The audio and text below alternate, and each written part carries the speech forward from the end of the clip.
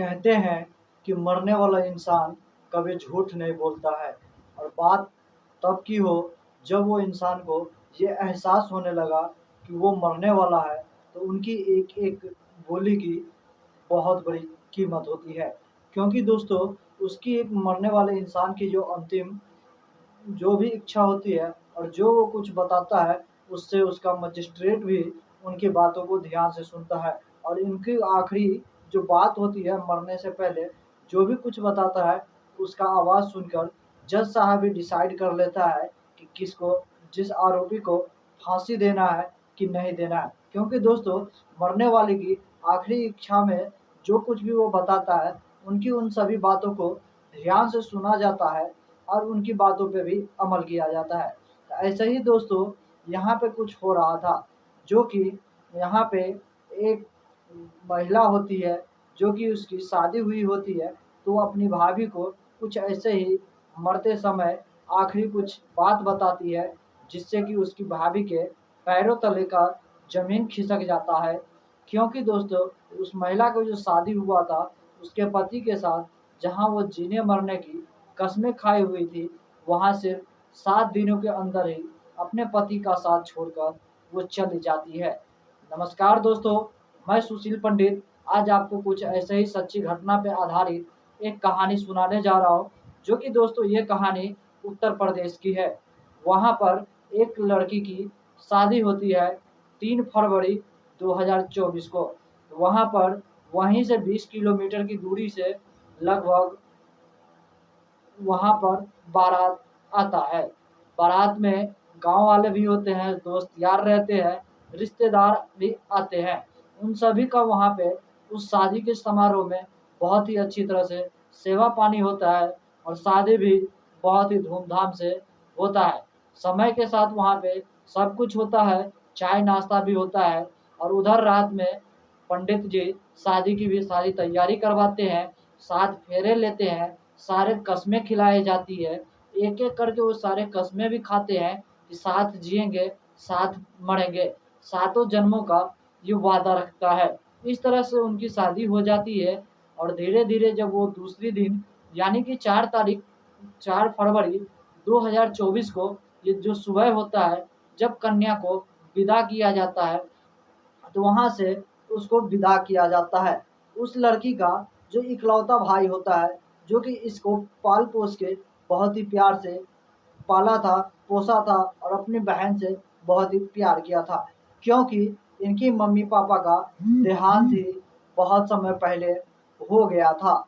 इसलिए वो अपनी बहन से बहुत ही ज़्यादा प्यार करता था और उसकी बहन को यानी कि अब उसका दूसरे दिन उसके ससुराल में जाने का जब समय हो जाता है, तो भाई बहुत ही उदास हो जाता है और उसके आँखों से आँसू बहने लगता है।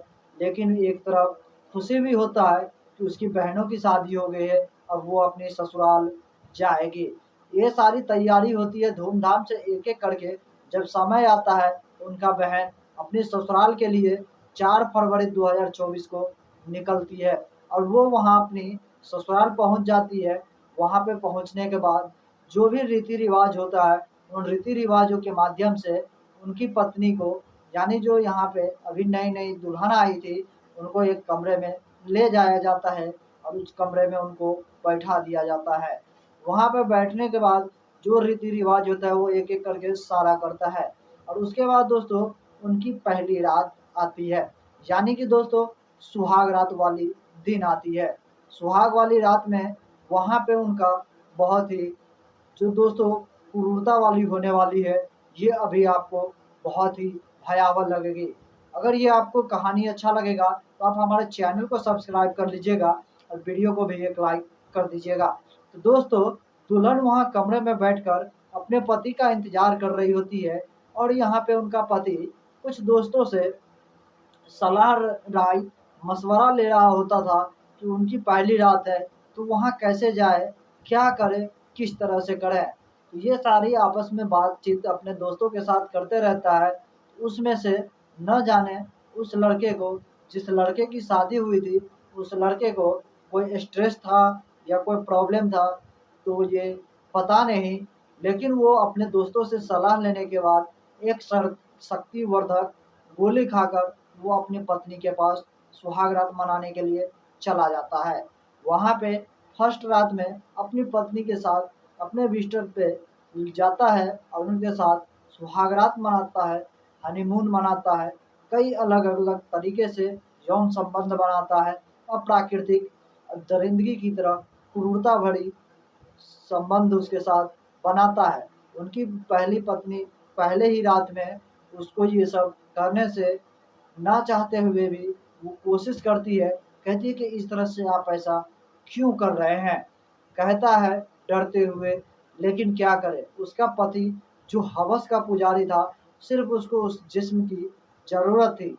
वो उसको पहले ही रात में मारता-पीटता है और डाँटता है और पूरी रात यही प्रक्रिया चलता है, जो फर्स्ट वाली रात होती है, वो उस रात बिल्कुल वैसे ही करता है समय के साथ। उस महिला को बहुत ही तकलीफ़ होती है, बहुत ही दर्द होता है। आखिरकार वो सुबह हो जाता है, फिर वो सोचता है कि ये बात मैं किसी से बताऊँ, फिर वो मन ही मन सोचती है कि अगर मैं किसी को इसके बारे में जानकारी दूँगा, तो क्या कहेगा? क्योंकि ये तो नेचुरल प्रक्रिया है, जो सभी के साथ ये पहली रात में होता है। वो अपने आप को किसी तरह समझा कर रह जाती है। फिर से दूसरा दिन यानी कि दूसरा रात आता है। फिर से वही शक्तिवर्धक गोली खाकर उसका पति उसके पास जाता है और उसके साथ ऐसे ही लगातार पूरी रात उसके साथ संबंध बनाता है, उसके साथ अलग-अलग तरीके से रिलेशन बनाता है, बहुत बड़ी क्रूरता करता है, जो कि एक दरिंदगी की भी हद होती है। वो भी अपनी पत्नी के साथ इस तरह की हरकतें करता है, जिसकी वजह से उसका प्राइवेट पार्ट अंदर से डैमेज हो जाता है और वो लड़की बहुत ही तकलीफ़ में हो जाती है, वो दुल्हन, बहुत ही दर्द होता है, लेकिन वो चाह कर भी नहीं कहता। फिर भी वो अपने पति से कहता है कि आप ऐसा क्यों कर रहे हैं? कुछ समझिए बातों को, लेकिन उसका पति कुछ सुनने को तैयार ही नहीं था। इस तरह करते-करते उसका दूसरी रात भी निकल जाता है। वो अपने जेठानी से बताता है कि को कुछ तकलीफ़ है, कुछ प्रॉब्लम हो रही है, लेकिन हमें पता नहीं ये क्या दिक्कत है। वो अपनी जेठानी को भी खुलकर इसके बारे में वो जानकारी नहीं देता है। तो वहाँ से कुछ डॉक्टरों को गाँव भर का जो डॉक्टर होते हैं, उनको बुलाकर लाता है और कुछ दवा इनको दिलाकर जब तक के लिए नॉर्मल करने की कोशिश करता है। आखिरकार इस महिला को यहाँ पे 2 दिन ये और एक 3 दिन बीत चुका था। चौथे दिन भी उसका पति वही प्रक्रिया को अपनाता है, वही शक्तिवर्धक गोली खाकर उनके साथ वही संबंध बनाने के लिए जाता है। तीसरे दिन भी पूरी रात उसके साथ वैसे ही हरकतें करता है, दरिंदगी की तरह, क्रूरता भरी तरह, यौन शोषण उसके साथ करता है, उसके साथ रिलेशन बनाता है, जिससे कि दोस्तों उस महिला का अंदर का जो प्राइवेट पार्ट था, वो डैमेज होने से उसको काफ़ी ज़्यादा प्रॉब्लम होने लगती है, बहुत सारी उल्टियाँ होने लगता है। तो ये जानकारी वो अपने भाभी को वो लड़का देता है और उसकी भाभी उनके लड़की के गार्जियन के पास उनके यहाँ फ़ोन करता है और उनको बताता है कि आपने जो अपने परिवार में से जो बेटी का शादी किया था, जो बहन की आपने शादी करके यहाँ भेजा है, उनकी तबीयत पहले से खराब थी क्या? जो यहाँ पे इनको आए हुए अभी 2 से 3 दिन ही हुए हैं और इनके काफ़ी भरी तबीयत खराब है, आप इनको ले जाकर कहीं इसको दिखवा लीजिए और उसके बाद हमारे यहाँ पे दे जाइए। इतना कहने के बाद उस लड़की का इकलौता भाई जो था, वो तुरंत ही उसके घर पहुँचता है और अपनी बहन को देखता है, तो उसकी हालात देख के उसको कुछ भी समझ में नहीं आ रहा था। फिर भी वो अपनी बहन को वहाँ से ले जाकर एक हॉस्पिटल में भर्ती करवाता है और उसका इलाज करवाता है। जब उसका इलाज करता है, वो डॉक्टर भी आश्चर्य में रहता है, कोशिश करता है, वो हर संभव प्रयास करता है उसको बचाने के लिए। आज उसका चौथा दिन हो चुका था और दवा देता है, इलाज करते हुए उसका 5वाँ दिन भी बीत जाता है और उसके बाद वो जो महिला थी, जिसका जो पति उसके साथ जो इतनी बड़ी दरिंदगी हरकतें की हुई थी, वो अपनी भाभी से एक ऐसी ही पूरी कहानी वो अपने बारे में अपनी भाभी को बताता है कि उनका पति वो शक्तिवर्धक गोली खाकर उनके साथ संबंध बनाया था, जिसके वजह से उसको ये सारी प्रॉब्लम हुई है। इतना जैसे ही कहता है, इतनी दरिंदगी भरी, इतनी भयानक थे कि उसकी भाभी जब ये बात सुनती है, तो उसकी भाभी के पैरों तले से ज़मीन खिसक जाती है। वो सोचने पे मजबूर हो जाता है कि एक पढ़ा-लिखा व्यक्ति ऐसा कैसे कर सकता है। आखिरकार उसको डॉक्टर दवा देता है, इलाज करता है, लेकिन उसका 5वाँ दिन भी निकल जाता है। डॉक्टर को ये समझ में नहीं आ रहा था कि उसका डॉक्टर को भी समझ में नहीं आ रहा था कि इनका क्या इलाज किया जाए।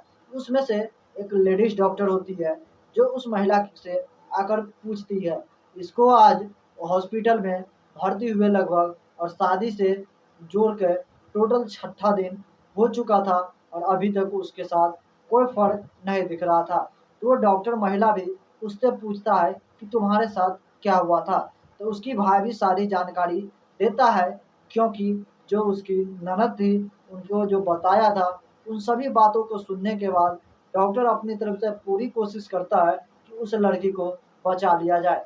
लेकिन फिर भी वो अपने आप को, डॉक्टर जितना भी दवा देता था, लेकिन वो अपने आप को, उस महिला को नहीं बचा पाया। आखिरकार 7वाँ दिन उस महिला की मौत हो जाती है। लेकिन मरने से पहले जो उसकी अंतिम इच्छा थी, जो अंतिम आवाज़ थी, वो अपनी भाभी को ये सारी जानकारी देकर मर गई थी। इसीलिए दोस्तों, कोर्ट में भी जब अंतिम इच्छा वाली कोई सी भी बातें हो, उसको रिकॉर्ड करके अगर कोर्ट में भी सुनाया जाता है, तो उसके आधार पे मुजरिमों को भी सज़ा दे दिया जाता है।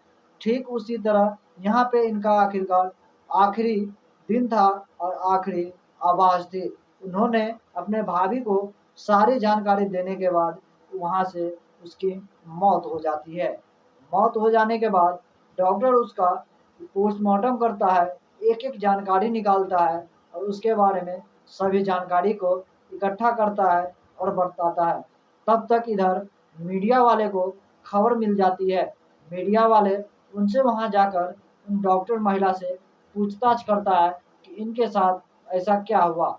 तो वो डॉक्टर महिला उनके साथ शर्त रखती है कि मैं आपको सारी जानकारी दूँगा, लेकिन इसमें हमारा नाम नहीं आना चाहिए।